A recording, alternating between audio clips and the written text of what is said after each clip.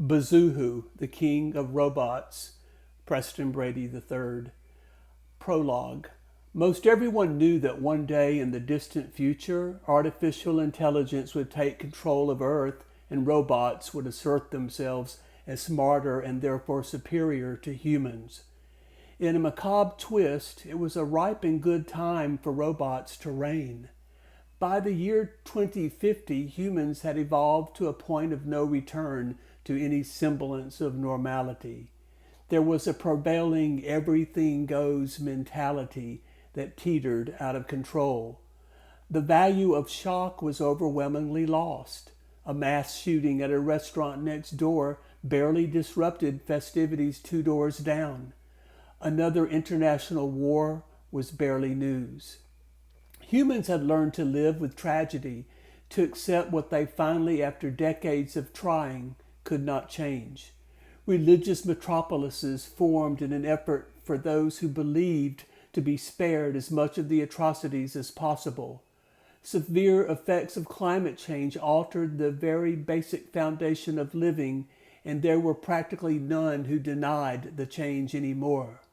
Those who did usually resided in humane sanitariums for the mentally ill, where they blasted out their theories and objections to an audience of one or two. By 2075, humans and technology had merged. Everyone lived online through simple implantations that merged communication with Homo sapien. People laughed at the hysterical thought of cell phones, text messaging, and desktop computers. Now you simply spoke and communicated instantly with whomever you wanted anywhere in the world. But still, the techno-human, with all of its nifty advances, was no match for the robot.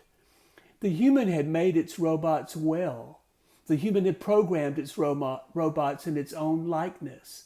They injected every possible ounce of the human experience into the robot. And then it happened. The robot understood. They got it.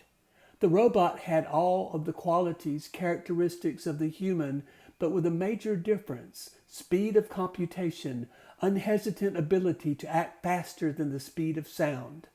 Over the decades, the robot was able to almost completely absorb the art of human thought and feeling. It was that epiphanous moment the robot realized it was much smarter than the human, that Earth began to change in a most dramatic way. At first, most people thought it was clever and even helpful that robots took control of everyday situations and began to issue orders and, in some cases, ultimatums. The robots began to change their appearance to look more like their human counterparts. People slowly became alarmed when the robots began to organize into groups such as guardians, gatekeepers, tribunals, and commanders. But there was no stopping the machines. They were smarter. They no longer needed humans to build them. They built themselves and were much better for it. They multiplied to prolific numbers even visionary science fiction writers from the past never foresaw. By the milestone year of 3000, it was clear to all robots were now in control of the planet. Unknown to any human, a team of robots had been planning for the third millennium, the organizing and announcement of a royal family. On January 1st, 3000, the World Robot Organization announced the reign of the Bazuhoo. This royal family took control of Earth on the day of the coronation. It was not longer after that humans began to understand their agenda. This is the story of the Bazuhoo.